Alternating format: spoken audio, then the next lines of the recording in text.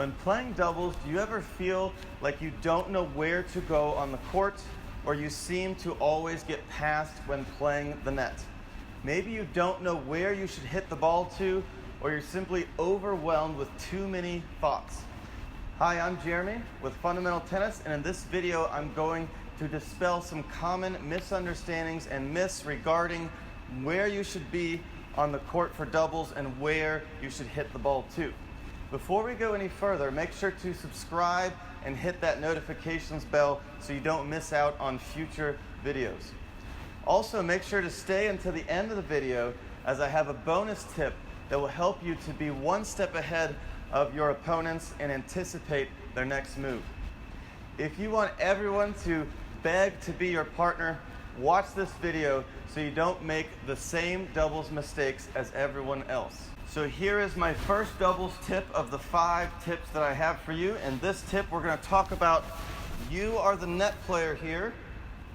We've got the opposing net player, your partner's near the baseline, and the opposing baseliner is right here at the top. You as the net player, where should you go with your left-right movement when the ball has pulled the opposing baseliner wide? So as you can see, this baseliner is near the alley area, or even if they're outside the alley, outside the court, where should you go as the net player? Most people, when they see that the ball has gone in this area here, they put at least 1 foot in the alley, or even 2 feet in the alley, which is completely over covering the down the line or down the alley shot. Because this player's possible angles are, of course, down the line here. I apologize, I don't have the best marker today. This is the best marker I got. Their possible shots are here, and then their possible shots this way are here. So as you can see, you want to cover about half of the court, and then your partner covers the other half. So if I draw a dotted line here to represent the half that you're covering, you can see that this player is too far to the left of their middle, okay? Their middle of the half that they're covering. So where they want to be is actually right here, where this X that I just drew.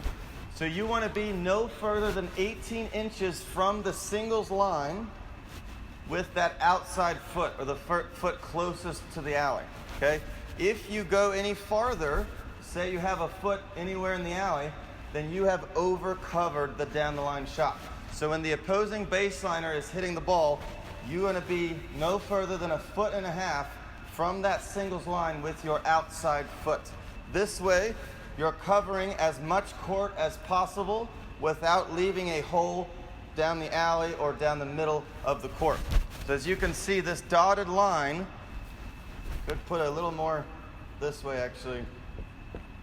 This dotted line is what separates what you're covering and what your partner is covering. So make sure that you do not put a foot in the alley when this player gets pulled wide. Again, 1.5 feet from the singles line is as far as you ever want to go, so that you maximize your covering of the court. This next tip is another big one, and it's an issue that I see very often, and it can certainly lose you a lot of points. I've seen it time and time again, and what I'm talking about is, as the net player, when you receive the ball, you need to know whether to hit it to the closest opponent's half or the farthest opponent's half. So I like to break down shot selection into just 2. Again, you can either hit it to the closest opponent's side of the court or the farthest opponent's side of the court. Now, there are 2 types of shots that you hit in tennis. I like to categorize them as setup shots and finishing shots. So finishing shot means that you have an easy ball and you're trying to finish the point. You have a ball in which you're close to the net and the ball is high.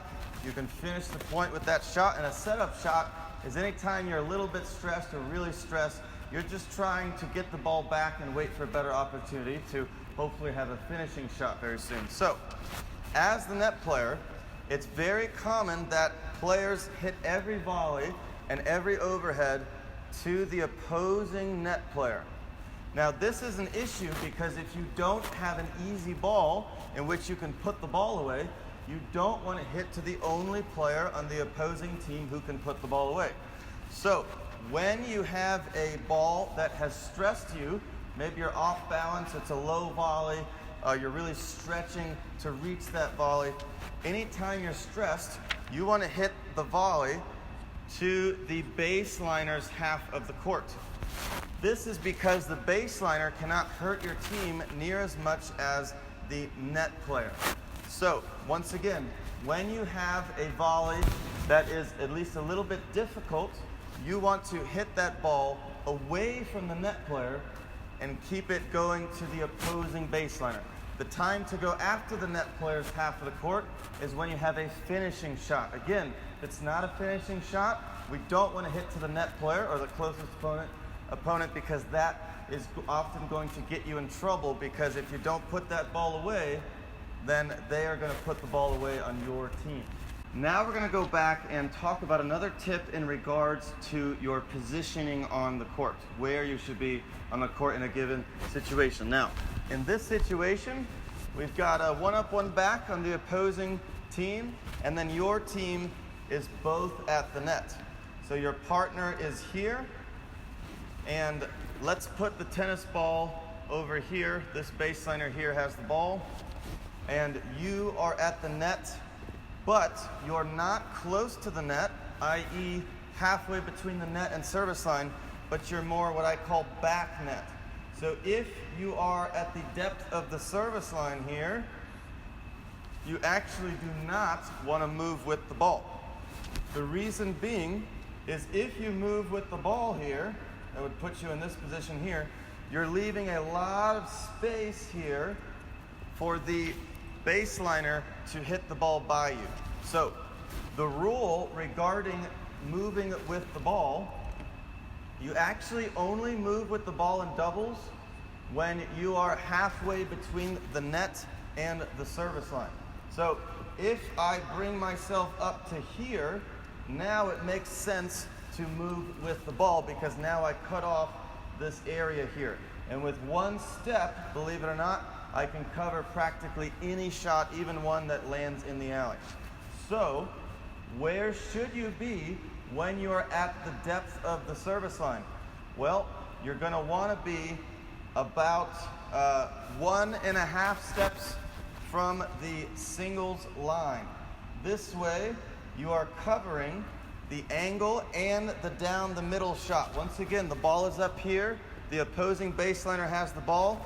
You do not want to move with the ball and be here because, like I said, you're leaving too much real estate open for a bit of an angle there.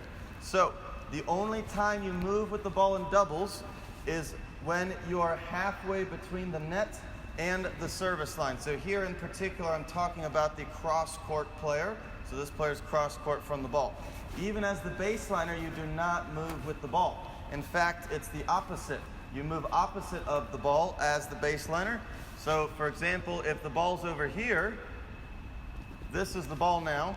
As the baseliner, I'm going to want to move a little bit more towards the alley, as opposed to I certainly don't want to move with the ball and be over here. So it's all about being in the middle of the opponent's possible angles of reply. And once again, the only time you actually move with the ball is when you're halfway between the net and the service line. If you're back net near the service line, you want to be closer to the middle of the half that you're covering.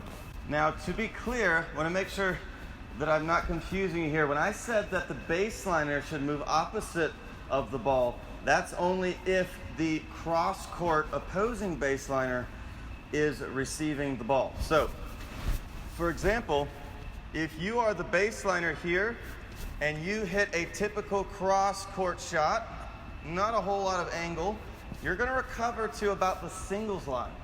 However, if you hit an angle like so, you're now going to want to recover more behind the doubles line. So the more angle you hit when you hit it cross court to the opposing baseliner, the more you're going to go a little bit away from the center of the court and towards the doubles line. So now we're going to go back to another tip regarding shot selection. This is one of the most difficult challenges in doubles You are the baseliner, you're receiving the ball, and the opponents are both at the net. This causes a lot of anxiety for many players, as it seems like there's nowhere to hit the ball to. And a common problem that I see is people always lob, and sometimes that can be a great strategy depending on the situation, but let me explain.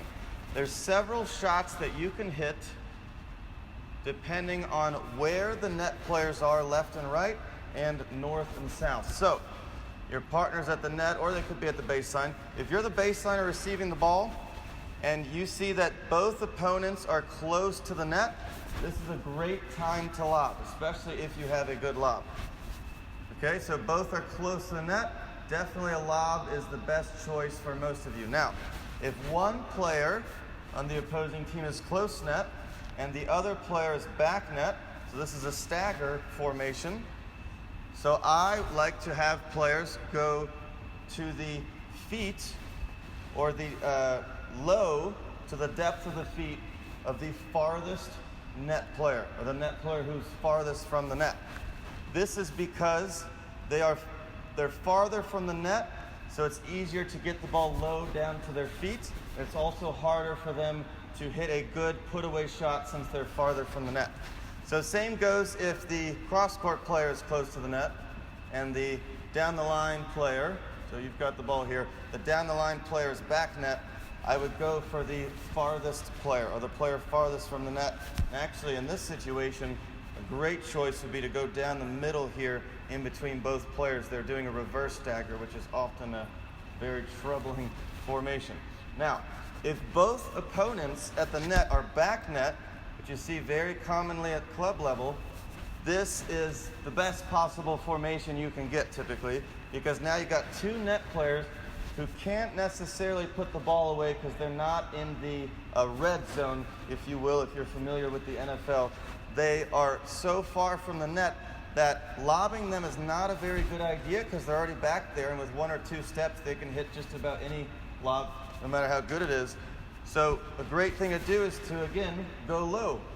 Now, so as you can see, where the opposing net players are is going to determine largely your shot selection. But it's important to note which opponent has the weaker volley, which opponent maybe is more aggressive, which opponent has the better overhead, or has the more speed, better athleticism. So there's a lot of factors to consider, and one of the most important ones is what is your best shot.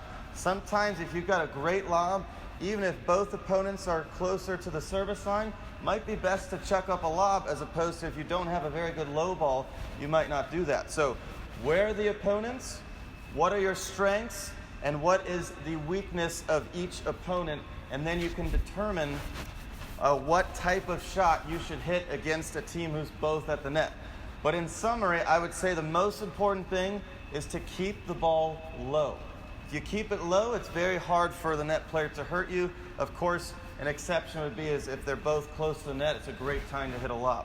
But again, if you keep the ball low, you protect your partner at the net, especially if they are the net player as well, instead of back at the baseline with you, they're going to really appreciate you protecting them and setting them up in a good way, in fact, if you hit quality shots.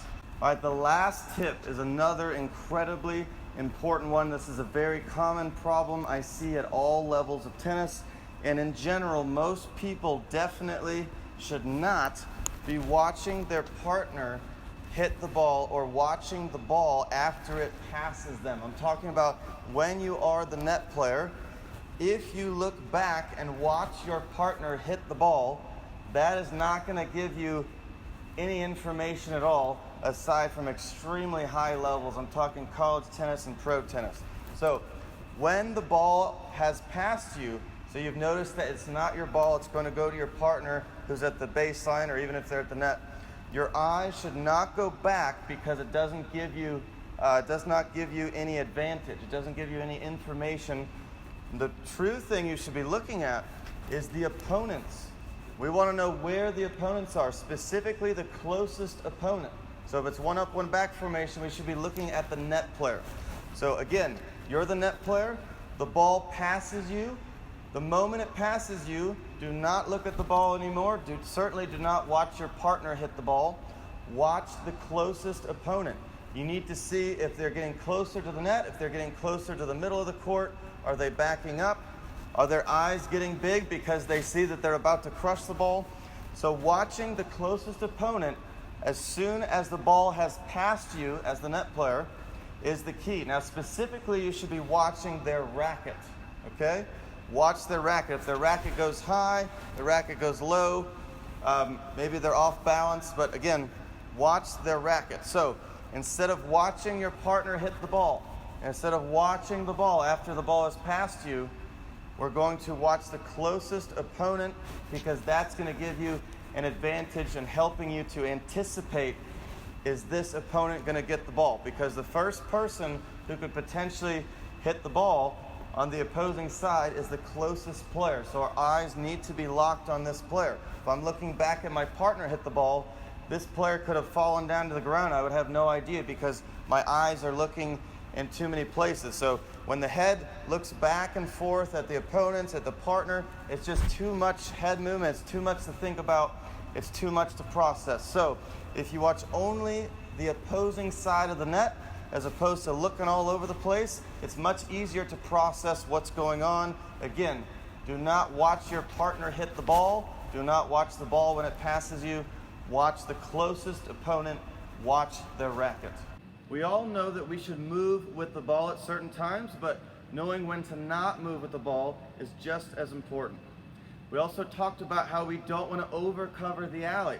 So if you're the net player and you're going any closer to the singles line than 1.5 feet with your outside foot, when that ball's on the opposing side of the net, then you are overcovering the alley, causing your partner to cover too much of the court. It's like you're making them play singles. Now, we also talked about where to hit the ball when you're playing a team who's both at the net. The most important thing is to keep the ball low unless it's the right time to lob. Of course, keep in mind your strengths and each opponent's weakness. Remember, we don't want to hit every volley to the closest opponent or the net player, because if we have a difficult volley or even a difficult overhead, we don't want to hit it to the closest opponent, because then they can hit a put-away volley since they're very close to the net themselves. So those difficult shots at the net should go to the farthest opponent. It is a myth that you should hit every volley to the closer opponent. And we of course talked about how we don't want to watch the ball or our partner hit the ball once the ball has passed us as the net player. So once again, this is Jeremy with Fundamental Tennis. Make sure that you subscribe and hit that notification bell, and I will see you next time.